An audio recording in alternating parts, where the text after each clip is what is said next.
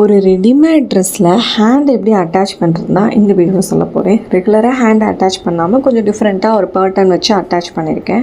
ஆக்சுவலாக கஸ்டமர் வந்து நம்மக்கிட்ட எவ்வளோ மீட்டர் துணி எடுக்கணும், எனக்கு எல்போ ஸ்லீவ் வரை வேணும்னு கேட்டிருந்தாங்க. இல்லை நம்ம வந்து கேதரிங் பேண்ட்லேயே பண்ணிக்கலாம், ஏன்னா அந்த பேண்ட் எப்படி யூஸ் ஆகாது, எல்லாருமே லெகின் தான் பேர் பண்ணுவாங்க. ஸோ அந்த வேஸ்ட்டாக இருக்க பேண்ட்டை வச்சு நம்ம வந்துட்டு ஹேண்ட் வந்துட்டு ஒரு பேட்டர்ன் ஒர்க் பண்ணி கொடுக்கலான்னு சொல்லிட்டு நான் யோசிச்சுருந்தேன்.